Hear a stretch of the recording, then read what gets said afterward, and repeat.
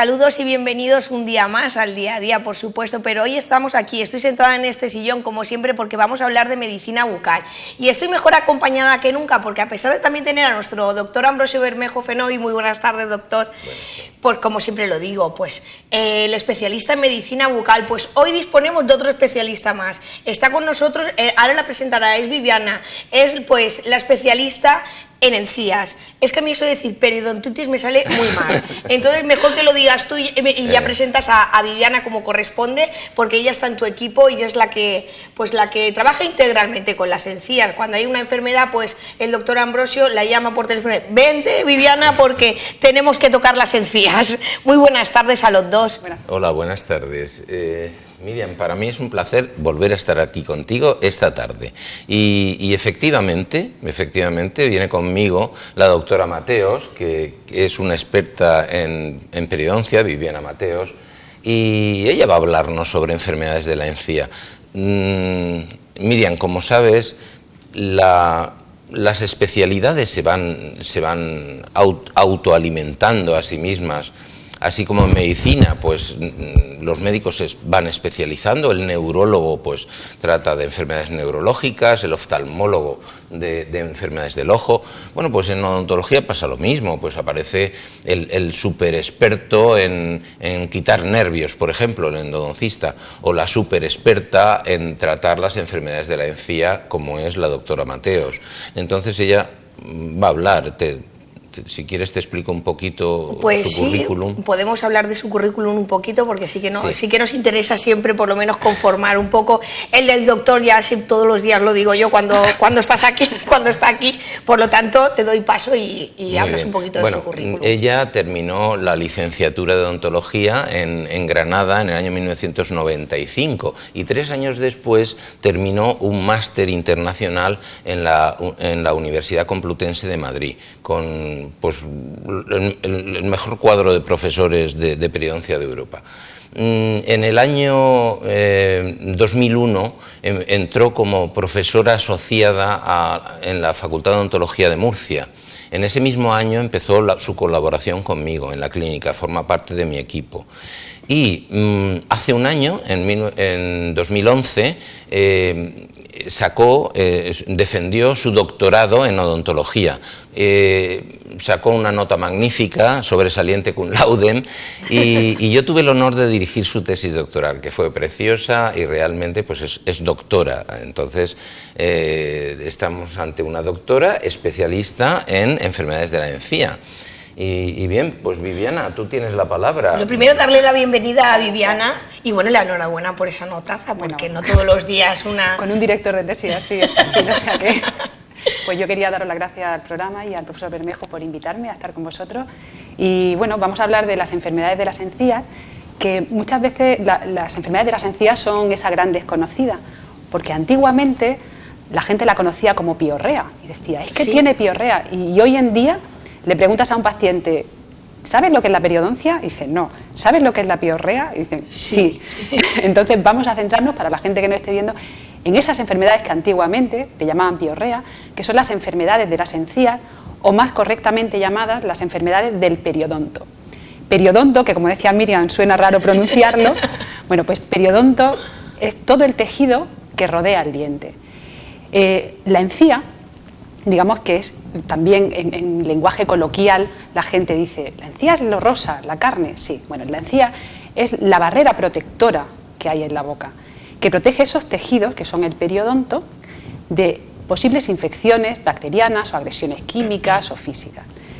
El periodonto, que es necesario que sepamos un poquito de anatomía para comprender la trascendencia de las enfermedades periodontales, el periodonto es todo ese tejido que sirve para sujetar o sustentar el diente en los huesos maxilares. Fijémonos en esta maqueta.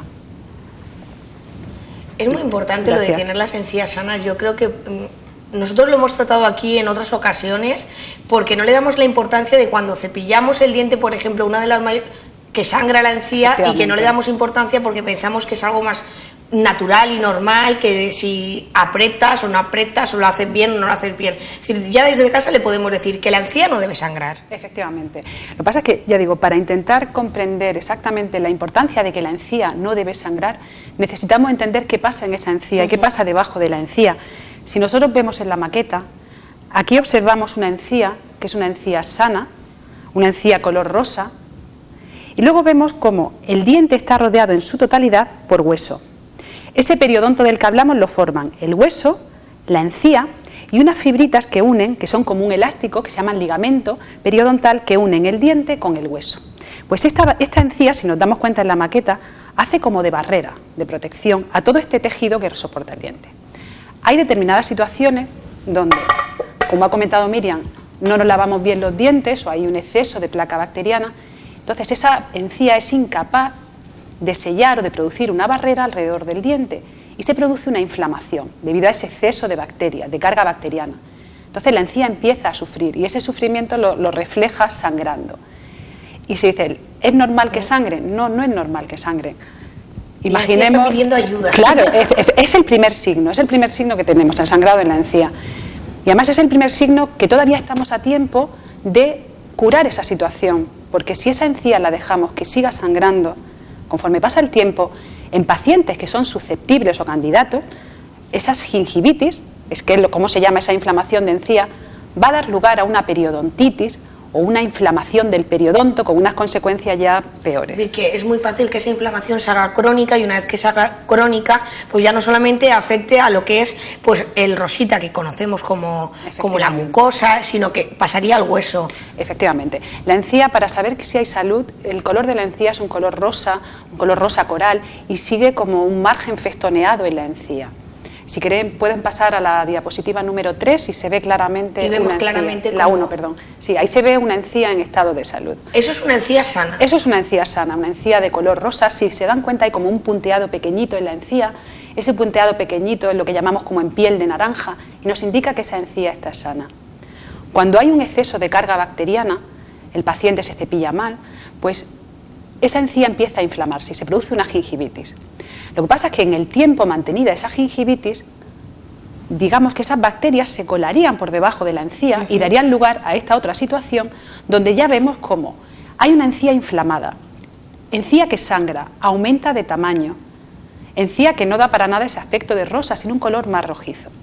Lo que pasa es que hay que tener muy claro que no todas las gingivitis van a evolucionar a periodontitis, puesto que las periodontitis o las enfermedades del periodonto, las periodontitis, implican una etiología multifactorial. Las bacterias son necesarias, pero luego necesitamos un paciente candidato, un paciente susceptible y necesitamos unos factores medioambientales, factores de riesgo, que son los que van a hacer que esa periodontitis progrese o esa infección progrese de una manera más o menos porque tenemos la posibilidad de adquirir la gingivitis. Hay gente en este caso que tiene mayor posibilidades de poder desarrollarla, ya sea por sus factores externos o incluso los internos, es decir, pues un poco que estemos predispuestos a adquirir esa enfermedad. El tabaco, me imagino. Bueno, el tabaco hay que tener cuidado y hay que avisar a los pacientes que fumen, porque si bien el sangrado de la encía es el primer signo que al paciente le pone sobre aviso, los pacientes fumadores no sangran. Entonces la periodontitis se convierte en una enfermedad silenciosa, porque únicamente cuando ya esa infección ha llegado a esos tejidos de soporte del diente, se ha perdido hueso, que en definitiva es la consecuencia principal, la pérdida de hueso alrededor del diente, solamente en casos más avanzados el paciente se da cuenta que tiene un problema. Pero si no, el paciente fumador tampoco sangra la encía. Una vez que se ha perdido hueso, ¿hay forma de recuperarlo? ¿O en qué puede afectar esa pérdida de hueso? Pues a la hora de un empaste, a la hora de una implantación, a la hora de estar embarazada, ¿todo eso puede ir afectando? Efectivamente. Hasta ahora hemos dicho que las periodontitis y las enfermedades del periodonto son infecciones bacterianas en pacientes que son candidatos y que hay una serie de factores de riesgo que van a hacer que esa enfermedad progrese a más. Pero las consecuencias de esa enfermedad podemos decir que son dos: a nivel sistémico, a nivel de la salud del paciente, y a nivel bucal. A nivel bucal porque perdemos hueso y además eso no duele. El paciente ve cómo poco a poco los dientes cada vez se le hacen más largos, las encías se retraen, empiezan a aparecer unos espacios negros entre diente y diente, los dientes se empiezan a cambiar de posición y el diente al final se cae. Eso sería una de las principales consecuencias. Pero también a nivel sistémico existe una repercusión de esa infección que hay en la boca. Y últimamente se habla de lo que llamamos la medicina periodontal, y sobre todo enfocado a la repercusión que tiene el problema en la encía a nivel de enfermedades cardiovasculares, de embarazadas y también de personas con diabetes. Porque las infecciones pasan a sangre, que es lo que venimos hablando a lo largo de los programas, que una vez que pasan a sangre es cuando nos puede dar un trombo, cuando la infección puede ir a más, puede falta de oxígeno. Tal vez, Miriam, sí, sería muy interesante dedicar un programa nada más a las repercusiones sistémicas, a las repercusiones generales que tiene la enfermedad periodontal, esta infección, como cualquier otra, pero esta es una infección que puede andar ahí larvada, con poca sintomatología, como acabamos de ver, pero las bacterias pasan a sangre y a través de la sangre pues se implican en la salud general del paciente. Yo creo que debemos dedicar un programa a este tema. Pues yo lo tengo claro. El siguiente deberíamos hacerlo de este tema, porque así a la gente la vamos enganchando, le vamos dando poquito a poco y no la vamos asustando, porque tampoco les queremos asustar a ver si ahora piensa todo el mundo en casa que tienen problemas en las encías. No. Sí que es cierto que las enfermedades periodontales son enfermedades muy prevalentes en la población. De hecho, en la última encuesta nacional de salud oral, aproximadamente en las personas adultas un 80% tiene algún signo de enfermedad. Pero bueno, puede ser una gingivitis, que sabemos que es una situación que con unas buenas medidas de higiene oral y una buena limpieza en su boca, un buen cuidado, es reversible. Pero sin embargo, las periodontitis ya más avanzadas, en adultos mayores de 35 años, suponen un 30 a un 38% de la población. Hay casos más avanzados que ya iríamos de entre un 4 y un 11%, porque hay que saber que hay dos tipos de periodontitis. Están lo que son las periodontitis crónicas o periodontitis del adulto, donde esa infección va poco a poco perdiéndose el hueso, son de muy lenta evolución, y a lo mejor ya personas más mayores que se ven pues, los dientes un poquito más largos. Y luego hay unas periodontitis que llamamos agresivas, que suelen aparecer en gente más joven, a partir de los 30 años, y se caracterizan porque en el plazo de poco tiempo sí que hacen una pérdida de hueso importante. Entonces, no es alarmar, porque para nada, y además son, como digo, la gingivitis es reversible, la periodontitis se cura, con un buen cuidado se cura, pero sí que darle la importancia que tienen, porque hasta ahora, como decíamos al principio, me sangra la encía, es normal. Y lo veo normal. No es tan normal. Una cosa es que un día te laven los dientes y sangre un poquito, bueno, y otra cosa es un sangrado continuado, mantenido en el tiempo. Incluso hay pacientes que dicen, es que me levanté y la almohada la tenía manchada con sangre. Hay gente que incluso llega a esa situación. Eso, pues bueno, eso requiere un tratamiento si queremos mantener nuestros dientes. Sí, es tan sencillo como observarse. Nosotros siempre decimos que la gente que se observe, porque al mismo tiempo que te estás lavando los dientes no cuesta nada observarse. Claro, y es así de fácil. Yo lo hemos comentado otras veces. Es decir, a ver, es normal que te sangre una uña o que te sangre un ojo. ¿Qué harías, Miriam, si te sangrara un ojo? Bueno, si me levanto una mañana y tengo el ojo sangrando, me muero.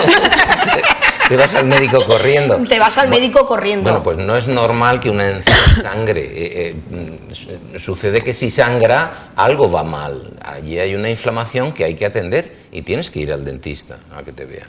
Pero siempre como la rama de la odontología del dentista ha estado fuera de la seguridad social, pues como que lo hemos dejado pasar. Es como, no es tan importante. Si es importante, es decir, que no lo cubra no quiere decir que no tenga la importancia que se merece. Y deberíamos de estar más atentos todos en casa, porque luego cuando se vuelve irreversible es cuando nos asustamos, cuando vienen los madres mías, cuando no tenemos hueso donde poner un implante, cuando tenemos que pasar a operaciones mayores. Efectivamente. ¿Tenemos más imágenes? Sí, vamos a ver. ¿Verdad? A mí me gustaría poner la siguiente imagen, puede ser para ver las secuelas o las consecuencias de una enfermedad. Bueno, esta en concreto es una imagen que a lo mejor a algún paciente le puede resultar un poquito más fuerte, pero es para ver, si se dan cuenta, hay como una manchita blanca donde aparece un instrumento metálico que se llama sonda periodontal, que es con lo que nosotros nos manejamos. Esa sonda es como una regla y cada vez que el paciente va a la consulta, en 6 puntos de cada diente nosotros le registramos con esa regla una medida de dónde tiene el hueso y dónde tiene la encía, de tal manera que cuando vaya viniendo en visitas sucesivas tengamos algo con que comparar. Aquí en este caso se ve cómo sale incluso un poquito de pus. Hay veces que estas periodontitis, otro signo para verla, para que el paciente se dé cuenta que la tiene, es el mal sabor de boca o la halitosis, porque debido a esta destrucción de hueso, de soporte, del tejido de soporte del diente, se produce mal sabor de boca o lo que llamamos halitosis, mal olor. Tratando la enfermedad periodontal, esta halitosis va a disminuir, porque aproximadamente el 90% de los casos de halitosis son de origen bucal y muchos está implicado en las bacterias que se llaman anaerobias, que son las que producen esta periodontitis. ¿De acuerdo? En la siguiente diapositiva, por favor.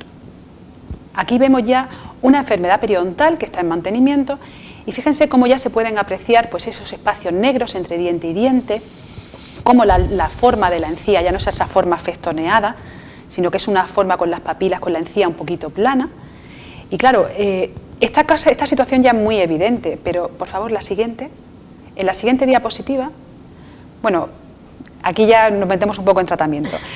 Había otra diapositiva en la que se ve que a veces no son tan exagerados los síntomas. Comienza con una retracción en la encía y el paciente a lo mejor no le da tanta importancia.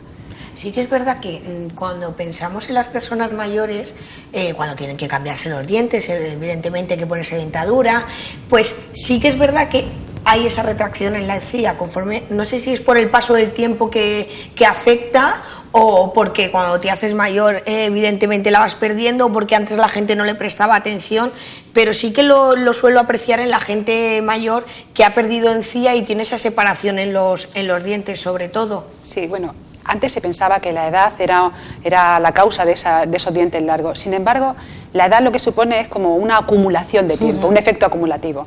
Indudablemente, si tú tienes 70, 80 años y jamás te has limpiado la boca, pues siempre vas a tener más tiempo de evolución de enfermedad para tener algún signo de periodontitis.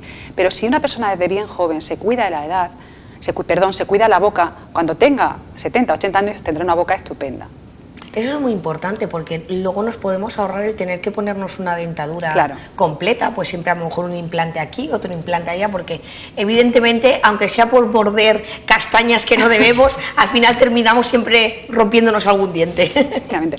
Por eso digo que quizá a mí nosotros lo que nos gustaría resaltar es que la gente que nos ve se quede con que las periodontitis, las enfermedades del periodonto son difíciles de diagnosticar porque no duelen, que ellos se observen, que vean esos signos de gingivitis, de sangrado, de halitosis, de mal sabor de boca y que sepan que, aunque son enfermedades crónicas, en las que efectivamente las bacterias son necesarias, pero no suficientes, necesitamos un paciente candidato, pero sí que sepan que con el tiempo, con un buen mantenimiento, con un buen tratamiento, son capaces de mantener sus dientes en función.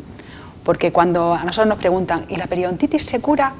Porque siempre decían, esto no se cura, quítate el diente que... Esto ya no tiene solución. Hombre, indudablemente, cuando el paciente ya viene en una fase muy avanzada, donde ya hay mucha movilidad del diente, pues ya no tenemos más remedio que extraer, no se puede hacer nada. Pero esa periodontitis cogida a tiempo sí se puede tratar. Y sí, nuestro objetivo debe ser que sea una detención indefinida de esa enfermedad. Cada 6 meses vienen los pacientes a la consulta. Eso sí que es fundamental.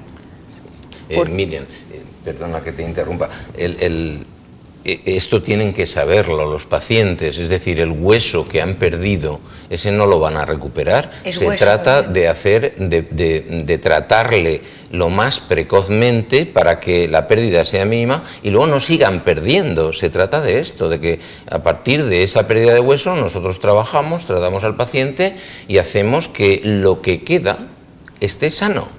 Ideal y que lo trate una persona especializada en el tema. Claro. Que está bien que los odontólogos, aunque no estáis especializados en el tema, lo podéis tratar. Es decir, es una cosa que se puede tratar, pero si viene un especialista, en este caso Viviana, mucho mejor. Sí, yo concretamente también soy especialista. Fui profesor de periodoncia titular. Amor, eso nos sorprende cada día. De hecho, la periodoncia en Murcia, la Universidad de Murcia, fuiste tú, el departamento de periodoncia. Claro. Yo llevé durante muchos años la asignatura de periodoncia porque oposité a profesor titular y bueno, es un campo que desde que está Viviana conmigo pues yo ya he delegado en ella estos tratamientos. Es una experta y se dedica solo a eso, es decir, solo trata la encía, nada más, todo el día, así que... Antes nos costaba más escoger ese concepto de persona sobre todo en medicina, un médico que se dedica solamente a una cosa, pero está ya a la orden del día, igual que el ortodoncista se dedica solo a la ortodoncia, claro. Es mejor, pues... Que el mundo acaba especializándose, incluso en la política se especializan, porque no en la medicina, que es claro. Como tiene que ser. Quizás yo diría que hay que distinguir, dentro del tratamiento de la periodontitis, hay una primera fase, que es una que nosotros llamamos básica, desinflamatoria, que sí que un dentista general o en su equipo, con la ayuda de su higienista, está totalmente capacitado para hacerla. Lo que sí que es cierto que hay un determinado tipo de periodontitis, que son más agresivas, que ya implica un tratamiento quirúrgico, de cirugía periodontal, que ya sí que requieren a lo mejor una especialización mayor. Incluso decíamos antes que el hueso, por ejemplo, no se recupera, pero sí que hay situaciones puntuales donde se puede conseguir regenerar algo de hueso, o bien cuando se ha perdido encía, a veces también se pueden hacer técnicas de cirugía periodontal para ganar encía. Todo eso entra ya dentro del campo de una mayor especialización. O sea, digamos que se trata la periodontitis y luego hay que tratar las consecuencias de la periodontitis. Entonces, que sobre todas esas consecuencias, creo que las vamos a... Bueno, consecuencias, tratamientos, deberíamos de englobarlo en otro capítulo, como ha dicho el doctor, porque sí que tenemos para ello. Yo creo que en el siguiente podríamos adentrarnos todavía más en esos tratamientos. Pues yo, como queráis. En verdad, estaría muy bien. Nosotros ya lo proponemos aquí, porque si lo decimos aquí en Antena, luego ya no te escapas.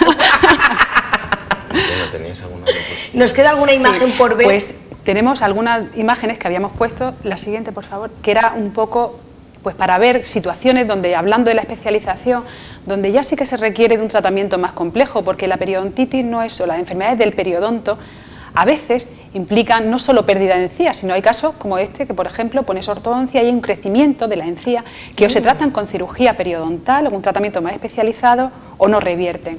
O como otra diapositiva en la siguiente, en la que aquí se ve en la diapositiva de la izquierda cómo ha habido una pérdida de encía consecuencia de esa periodontitis. Si esa pérdida de encía no se frena, va avanzando y puede llegar incluso a la pérdida del diente.